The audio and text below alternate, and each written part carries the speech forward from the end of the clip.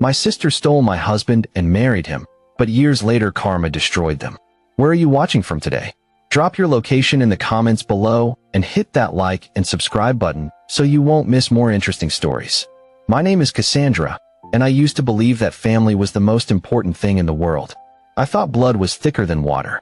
But I learned the hard way that blood is also sticky, messy, and leaves a stain that is impossible to wash out. I was the older sister. My sister, Vanessa, was 3 years younger. Growing up, the dynamic was always the same. I was the smart one. Vanessa was the pretty one. I was the one who studied until midnight. Vanessa was the one sneaking out to parties. I was the one who saved my allowance. Vanessa was the one who stole money from my mom's purse and batted her eyelashes to get out of trouble. My parents enabled her. Vanessa is just a free spirit, my mom would say. You need to protect her, Cassandra. You're the strong one. So, I spent my whole life protecting her. I helped her with her homework. I bailed her out of debt. I lied to her boyfriends. I was the safety net for her high-wire act. Then, I met Mark. Mark was everything I ever wanted. He was kind, ambitious, and handsome. We met in college, and we built a life together from scratch. We started a small logistics company called Velocity. I was the brains, handling the operations and the finances. Mark was the face, handling the clients and the sales. We were a dream team. Within 5 years, we were millionaires. We bought a beautiful house on the lake. We traveled. We were happy, or so I thought. Vanessa, of course, was struggling. She had tried to be a model, then an actress, then an influencer. Nothing stuck. She was 28, broke, and living on our parents' couch. Cassandra, my mom called me one day. You have to help your sister. She's depressed. Can't you give her a job at your company? I hesitated. I knew Vanessa. She didn't like to work. Please, Mark said. It'll make your mom happy. We can just give her a title, like creative director or something. She can run the social media. It's easy. I agreed. It was the biggest mistake of my life. Vanessa started working at Velocity. At first, it was fine. She posted pictures on Instagram. She organized the office parties. But then, I started noticing things. Vanessa was spending a lot of time in Mark's office. I would walk by and hear them laughing. When I entered, they would go silent. Just brainstorming. Vanessa would chirp, flipping her hair. Mark started dressing differently. He started working out more. He bought a sports car. Midlife crisis? I joked. Just trying to keep up with the market. He said, not looking me in the eye. The explosion happened on my 32nd birthday. I had planned a dinner party at our house. I came home early from the office to set up. I walked through the front door carrying a box of decorations. The house was quiet. Too quiet. I walked up the stairs to change my clothes. The door to our master bedroom was slightly ajar. I pushed it open. I dropped the box. There, in my bed, were Mark and Vanessa. They scrambled apart like cockroaches when the lights turn on. Vanessa pulled the sheet up to her chin. Mark tried to put on his pants, tripping over himself. Cassandra, Mark yelled. Wait. I didn't wait. I walked downstairs, went to the kitchen, picked up the car keys, and walked out. I drove to a hotel. I turned off my phone. I screamed into a pillow for 3 hours. The next day, the war began. I expected Mark to beg for forgiveness. I expected Vanessa to cry and apologize. I was wrong. Mark filed for divorce 2 days later. And he played dirty. Because we had started the company before we were married, and because Mark had manipulated the paperwork years ago to put the majority of the shares in his name for tax purposes, he legally owned 60% of Velocity. He fired me. From my own company. It's strictly business, Cassandra, he told me in the lawyer's office. Vanessa was sitting next to him, holding his hand. She was wearing a diamond ring. My diamond ring. We're in love, Vanessa said, smiling that sick, sweet smile. We didn't mean to hurt you, but true love can't be stopped. Mark needs a woman who inspires him, not a woman who nags him about spreadsheets. You're my sister, I whispered. How could you? You always had everything, Vanessa spat back. The grades, the money, the husband. It's my turn now. My parents took their side.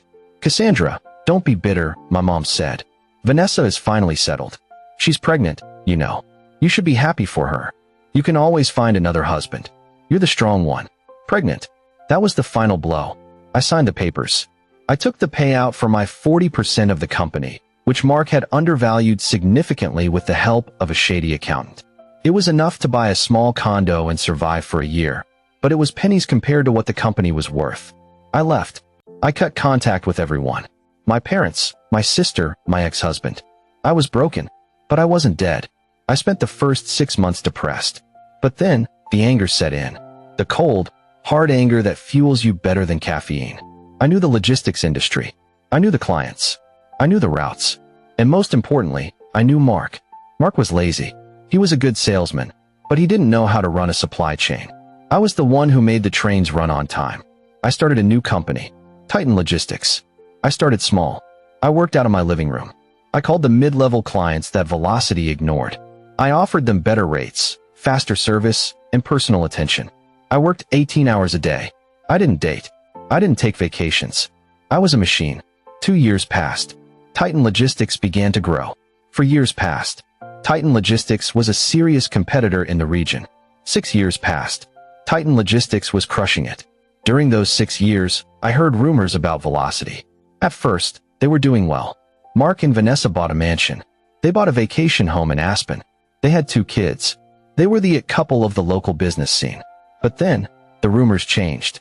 I heard about missed shipments. I heard about drivers quitting because they weren't getting paid. I heard about clients leaving in droves. Without me running the operations, Mark was drowning. And Vanessa? She was spending money faster than the company could earn it. She needed designer clothes, nannies, personal trainers, and parties. Karma was taking its time, so I decided to give it a little nudge. I started poaching their biggest clients. It wasn't hard. Velocity lost your shipment 3 times last month. I would say to a client over lunch, Titan has a 99.8% on-time delivery rate, and I'll cut your current rate by 5%. One by one, they switched. Velocity was bleeding. Then came the phone call. It was my mother. I hadn't spoken to her in 6 years. Cassandra? She sounded old. Please, don't hang up. What do you want? I asked. It's Vanessa, she cried. She's in trouble. Mark is in trouble. They need help. Not my problem, I said. They are going to lose the house, Mom sobbed. They have the kids. Please, Cassandra. You're rich now. Everyone knows how well you're doing. Can't you just talk to them? I thought about hanging up. But then, a dark thought entered my mind. I didn't just want them to fail. I wanted to see them fail. I wanted a front row seat. Fine, I said. Tell them to come to my office tomorrow at 10 a.m. The next morning, Mark and Vanessa walked into the headquarters of Titan Logistics. I let them wait in the lobby for 45 minutes. When my assistant finally brought them into my corner office, they looked diminished. Mark was balding. He had gained 50 pounds. His suit looked expensive but rumpled. He smelled like stale bourbon and mints. Vanessa looked worse. The beauty was fading. Her face looked tight, like she had too much Botox. She looked tired and bitter. I sat behind my massive mahogany desk. I didn't stand up. Hello, I said. Cassandra, Mark said, trying to summon his old charm. Wow, this place is impressive. You've done well. Better than you, it seems, I said. Cut to the chase. Why are you here? Vanessa spoke up. We have a business proposition. We want to merge, Mark said quickly. Velocity and Titan. We have the brand recognition. You have the efficiency. Together, we could dominate the market. I laughed. I actually laughed out loud. Brand recognition? I asked. Your brand is toxic, Mark. Everyone knows you can't deliver. You're hemorrhaging money. You're not here for a merger. You're here for a bailout. Mark deflated. Okay, fine. We're in a tight spot. Cash flow issues. The market is tough. The market is great. I corrected him. My profits are up 40%. Yours are down 60%. We need a loan, Vanessa blurted out. $2 million. Just to float us for a few months until we land the Amazon contract. There is no Amazon contract, I said. I know because I just signed the Amazon contract yesterday. Mark's face turned gray. Look, Cassandra, Mark pleaded. We're family. We have kids. Your nieces and nephews. You stopped being my family when you slept with my sister in my bed, I said. Please, Vanessa started crying. They're going to foreclose on the house. I can't be homeless, Cassandra. I'm not built for it. I looked at them. Desperate. Pathetic. I won't give you a loan, I said. They looked crushed. But I continued. I might be willing to buy Velocity. An acquisition. Their eyes lit up. Really? Mark asked. Yes. I'll buy the company. I'll pay off the business debts. You walk away clean. You won't make a profit, but you won't go bankrupt. We accept. Vanessa said immediately. There is one condition, I said. I need to do due diligence. I need full access to your books. Every receipt, every email, every bank account. If I find anything illegal, the deal is off. Of course. Mark said, "We're an open book." They left, looking relieved. They thought I was saving them. I wasn't saving them. I was hunting. I sent my team of forensic accountants into Velocity the next day. They spent a week tearing that company apart. What they found was shocking. It wasn't just mismanagement. It was fraud. Massive fraud. Mark had been taking out loans in the company's name and using the money to pay for his personal lifestyle. That was bad, but it wasn't the worst part. The worst part was the tax evasion. They hadn't paid payroll taxes in 3 years. They had been falsifying invoices to inflate their revenue to get bank loans. This is called bank fraud. It's a federal crime. And here was the kicker. Vanessa's signature was on everything. Mark, the coward, had made Vanessa the CFO on paper 2 years ago. He told her it was a title bump. Really, he was setting her up as the fall guy? She had signed the fraudulent tax returns. She had signed the fake loan applications. I sat in my office with the report. I had 2 choices. I could walk away and let them collapse. Or, I could destroy them. I called the FBI. I scheduled a meeting with Mark and Vanessa for the closing of the deal. They came to my office again. They were smiling. They were popping champagne in their heads. "We have the papers ready?" Mark asked, rubbing his hands together. "Almost," I said. "I just have a few questions about these expenses." I slid a file across the desk. It showed the fake invoices. "Oh, those." Mark waved his hand. "Just creative accounting. Everyone does it. And these?" I pointed to the unpaid payroll taxes. "We were going to pay those back with the buyout money." Vanessa said. "And you signed these, Vanessa?" I asked. "You knew they were false." Mark told me to sign them. She said. He said it was standard procedure. "So you admit you knowingly signed fraudulent documents to secure a bank loan?" I asked. "Yes, whatever." Vanessa rolled her eyes. "Just give us the check, Cassandra." "I can't give you the check," I said. "Why not?" Mark demanded. "Because I can't buy a crime scene," I said. The door to my office opened. 4 agents in windbreakers walked in. FBI. Mark stood up, knocking his chair over. "What is this?" Mark Miller and Vanessa Miller, the lead agent said. "You are under arrest for bank fraud, tax evasion, and conspiracy." "No," Vanessa screamed. "It's a mistake. Cassandra, tell them." "I did tell them," I said calmly. "I sent them the files this morning." "You set us up." Mark yelled as they cuffed him. "I didn't make you steal," I said. "I just turned on the lights." Vanessa was hysterical.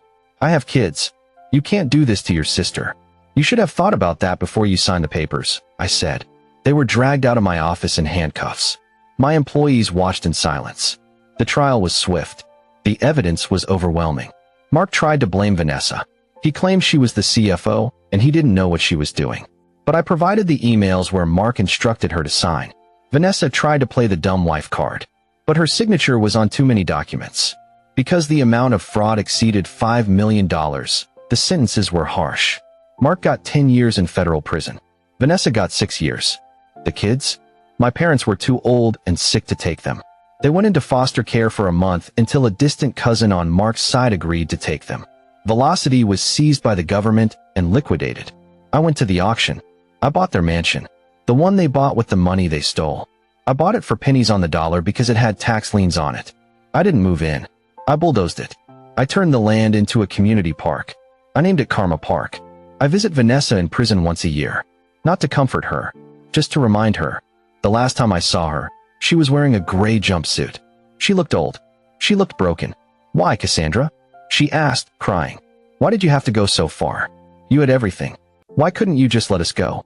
"Because," I said, leaning closer to the glass. "You didn't just steal my husband. You stole my trust. You stole my family. And you thought you could win because you were pretty." I stood up to leave. "Enjoy the jumpsuit, Vanessa," I said. "Orange never was your color." I walked out into the sunshine. I got into my car. I drove back to my company. I am alone, yes, but I am free, and I sleep very well at night.